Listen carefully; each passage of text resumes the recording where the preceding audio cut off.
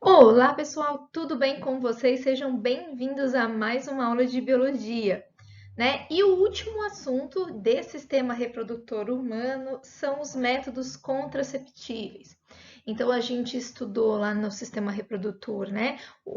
A genitália masculina, a feminina, vimos como surge, né? Desde a fecundação, a formação do embrião, do feto, vimos as infecções sexualmente transmissíveis e agora nós vamos ver os métodos que previnem uma gravidez indesejada, tá? É muito importante dizer que nessas duas videoaulas aí de métodos contraceptíveis, a grande maioria desses métodos não previne doenças sexualmente transmissíveis, as infecções, tá? Somente a gravidez. Um dos poucos métodos que previne, né, tanto uma gravidez indesejada quanto a infecção, né, uma sífilis, um HIV, é a camisinha, ok? Seja ela tanto masculina quanto feminina. Então, assim, eu sempre friso isso para qualquer aluno que vem me perguntar e sempre nas aulas, né? Use a camisinha. A camisinha não tem, né? É isso que a camisinha não consegue prevenir todas as infecções, né? Mas a grande maioria. Então, ela não só previne a doença, quanto a gravidez. Então, bora lá, porque são bastante métodos para vocês se antenarem aí. O primeiro método que nós vamos falar é o coito interrompido. Para mim, o coito interrompido não é nenhum método, né? Porque ele é muito arriscado. Eu já vou falar. Então, o que é o coito interrompido? Durante a relação sexual, né? Na hora que o homem está para ejacular, ele retira o pênis, né, da vagina da mulher e ejacula fora, ok? Então, é a remoção do pênis da vagina pouco antes da ejaculação. Esse método é arriscadíssimo, né? Porque durante a relação sexual podem ser liberados alguns espermatozoides, né? Não necessariamente um monte, como na ejaculação, mas pode ser. Mas na hora H não teve algum método eficiente, não tem camisinha, é um seu parceiro fixo, né? Esse método ajuda, né? Então, em situações inesperadas de não uso de nenhum contraceptivo, reduz um pouco o risco de gravidez. Desvantagens, que é muito importante, né? Não previne as doenças sexualmente transmissíveis, exige muito controle por parte do homem, né? Que tem que retirar, e muitas vezes não dá para a mulher sentir o prazer. A tabelinha. Então vamos ensinar a tabelinha. A tabelinha, ela é um método que somente mulheres com ciclos regulares pode adotar, tá? E ainda tem seus riscos. Mais uma vez, não previne contra doenças sexualmente transmissíveis, só previne contra a acepção, né? A gravidez. Vejam só, por que são só regulares? Porque quando você. Eu menstruo a cada 25 dias, depois 28 dias, depois 30 dias. Isso é um ciclo irregular. Um ciclo irregular, você não sabe o dia mais ou menos que você está ovulando, ovocitando, liberando seu gameta feminino. Então, isso é muito arriscado, ok? Então, mulheres que têm ciclos regulares, não, ó, minha menstruação desce certinha a cada 28 dias, 28 dias. Aí é mais fácil de usar a tabelinha. Então, nós vamos, como que se usa, né? Nós vamos chamar de dia 1 o primeiro dia que você menstruou, tá? Não necessariamente é o primeiro dia do mês, tá? Então, sei lá, eu menstruei dia 10. Dia 10 é meu dia 1. E aí você vai contar 14 dias. 14 dias, se você menstruou no dia 10 de março, 14 dias vai ser 24 de março, ok? Esse 14 aqui é o período que você está ovulando. O que acontece? Você está liberando o seu ovócito, o seu gameta, ou seja, é o seu período fértil.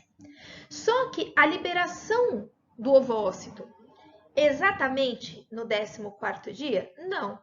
Pode ser 2, 3 dias antes, 2, 3 dias depois.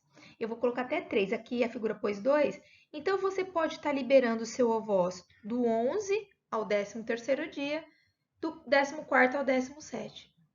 Esse aqui é o seu período fértil, que é onde você vai estar, então, provavelmente, liberando seu gameta. Então, aqui você tem duas opções: ou não ter relação sexual, ou ter a relação sexual somente com camisinha, ok? Uma coisa muito, muito importante. O espermatozoide na mulher, ele pode ficar dentro da mulher vivo, né? Vivo que eu falo assim, apto a fecundar por 48 horas. Então, toma muito cuidado que, por exemplo, eu tive a relação sexual aqui, ó, no dia 10. E aí, vai que você ovula aqui, ó, no dia 12. Então, você teve a relação sexual 2 dias antes de você ovular. Se tiver espermatozoide vivo lá, você pode engravidar 2 dias depois da tua relação sexual, tá bom? Então, cuidado. É arriscado esse método. A tabelinha é baseada no calendário, né? A mulher deve evitar relações sexuais no período fértil. Esse método contraceptivo tem maior chance de funcionar para mulheres, como eu falei, com ciclos regulares, mas ainda é pouco eficaz para prevenir gravidez. E o método mais simples, mais rápido e mais eficiente que se tem, que é a camisinha, tá? Masculina, porque eu vou falar que a feminina no próximo slide ela é um pouquinho mais chata de colocar, né? Então a masculina não tem erro, é fácil, é simples, e eu coloquei aqui os passo a passo para o homem colocar a camisinha, ok? Claro que a mulher também pode pôr no homem, mas enfim. Então, lembrando que você tem que apertar essa extremidade da camisinha para colocar, para desenrolar, né? E tem que ir com o plástico da camisinha até a base do pênis, ok? E lembrando que o pênis tem que estar ereto, ok? Não adianta colocar quando ele está mole. E aí, depois da relação sexual, né? Retira, faz um nozinho, porque ninguém é obrigado a ver sêmen de ninguém, né? E joga no lixo. Então, a camisinha atua como uma luva que se veste sobre o pênis ereto para reter a ejaculação. E o mais importante, a camisinha previne a maioria das infecções sexualmente transmissíveis. Então, é o útil ao agradável. E aqui, a camisinha feminina, que é exatamente a mesma função, previne os dois, né? Só que ela é um pouquinho mais chata para se colocar. Então, a mulher, ou às vezes, tem que estar com uma das pernas em cima da cadeira, ou agachada, né? Então, ela tem esse aro aqui, o fundo cego, né? Fechado, óbvio. E é um pequeno saco com um aro na borda e o outro aro solto no fundo. Então, ela introduz na vagina, né? Um pouco antes da relação sexual e tem a relação sexual normalmente. E depois tira porque essa borda fica para fora aqui, ó. Ok? Um outro método que é o diafragma, ele é um copinho de plástico, de látex, né? Ou de silicone, plástico. E então a mulher, ela mesma, com o seu dedinho, introduz na sua vagina. Olha como fica aqui, ó, né?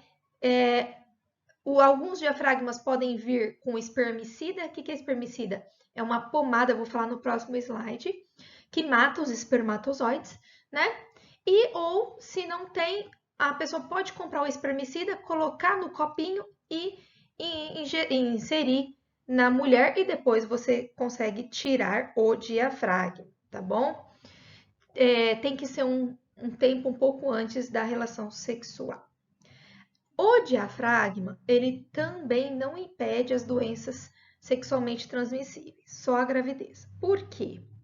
Porque as infecções sexualmente transmissíveis geralmente se dá com contato da mucosa, da parede da vagina. Então, o espermatozoide com o seu líquido, né, o sêmen, aqui no contato com a vagina, pode, por exemplo, contrair um HIV, tá bom? Então, isso é muito importante. O que transmite a maioria das infecções sexualmente transmissíveis é a parede da vagina, tá bom? Então, só não vai permitir que o espermatozoide vá para o útero. Então, não vai ter a gravidez, mas pode ter a doença. E como eu falei para vocês, o espermicida, né? O espermicida, então, é uma pasta, né? Uma pasta de dente, só que não. É uma substância química que bloqueia, então, que mata a atividade dos espermatozoides.